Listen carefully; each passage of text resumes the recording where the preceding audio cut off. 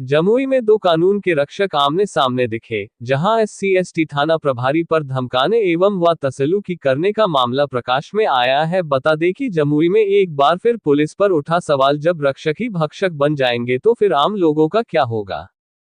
एक वकील ने जमुई की SC/ST थाना प्रभारी ब्यूटी कुमारी पर धमकी देने का आरोप लगाया है। दरअसल जमुई सिविल कोर्ट के वकील गरीब गिरी गोस्वामी एक SC/ST मामले की पैरवी कर रहे थे और इसी मामले में समझौता का पिटीशन भी इनके द्वारा माननीय न्यायालय में दायर किया गया था।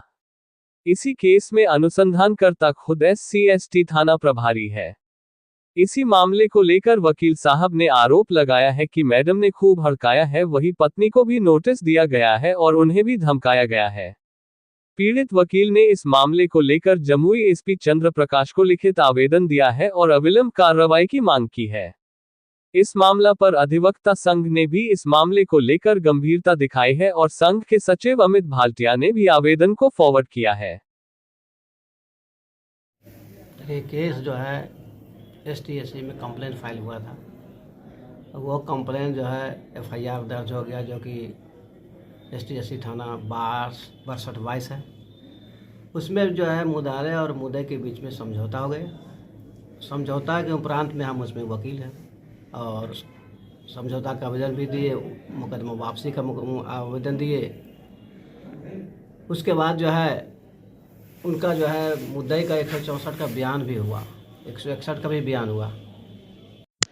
पहले जो यहाँ पदाधिकारी थे वो ट्रांसफ़र हो गए। उसके बाद ये पदाधिकारी आई ब्यूटी कुमारी, इन्होंने हमसे पूछताछ के लिए नोटिस दिए और जो हमने कहा कि लिखित में दिए तो हमने लिखित में जवाब भी दिया और अन्य लोगों से मेरे पर डलवाया।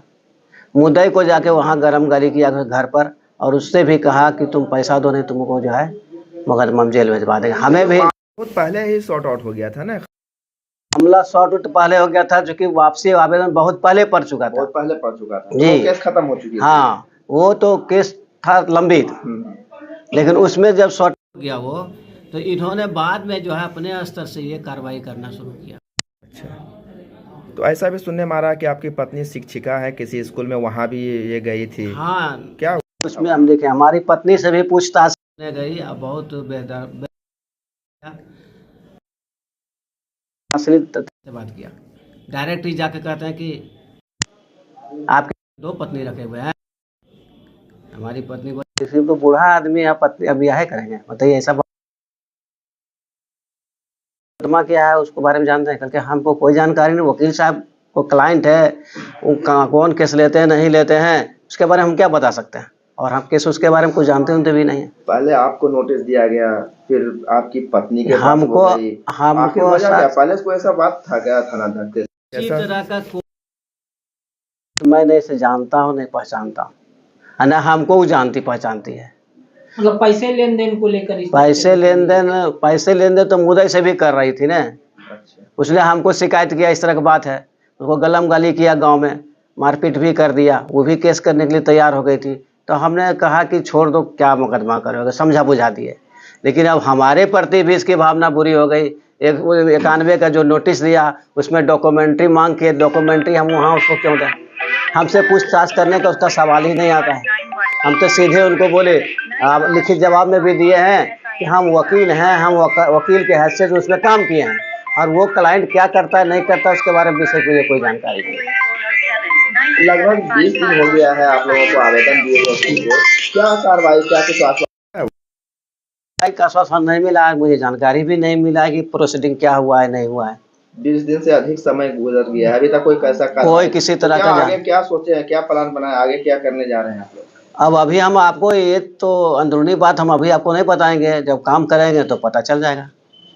मैंने आगे और भी जाइए, जब ये कार्रवाई नहीं की जाएगी, यहाँ से नहीं होगा इनके खिलाफ कार्रवाई, या हमसे आपको समझौता नहीं कर लेती है, तो हम फिर तो बढ़ेंगे। चूँकि मेरा मान सम्मान पर बहुत बड़ा आँच है, ऐसे तो सारे वकीलों पर मान मर्यादा की आँच आ रहा है। तब तो किसी को आदमी को नोटिस कर लेगा, थाना में बुला लेगा, उल्टा सीधा बोल के वहाँ भी फंसाने का भांज बैठा देगा। इस तरह के तो ये मामला ठीक नहीं है। सभी वकीलों की मर्यादा की बात है, हमारी व्यक्तिगत नहीं है। क्या नाम हुआ आपका? मेरा नाम गरीब गिरी गोस्वामी, मैं 30 वर्षों से यहाँ वकालत कर रहा हूँ लगभग। हमारे संघ के एक वरीय सदस्य हैं श्री गरीब गिरी गोस्वामी जी।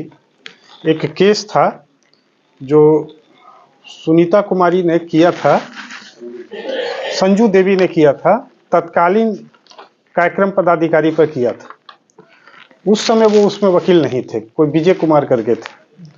बाद में परिवादिनी जो थी उसके आवेदन के आधार पर थाना में केस दर्ज हो गया कोर्ट के आदेश से, लेकिन बाद में फिर सुलह हो गया दोनों में। तो सुलह कराने में इन्होंने अधिवक्ता के रूप में एक आवेदन न्यायालय में दाखिल किया था। अब पता नहीं किस कारण से, किस भ्रम में उन्होंने उनको नोटिस कर दिया, वकील साहब को, गरीब गिरी गोस्वामी जी को, कि आप थाना में उपस्थित होइए, हम आपसे पूछताछ करेंगे।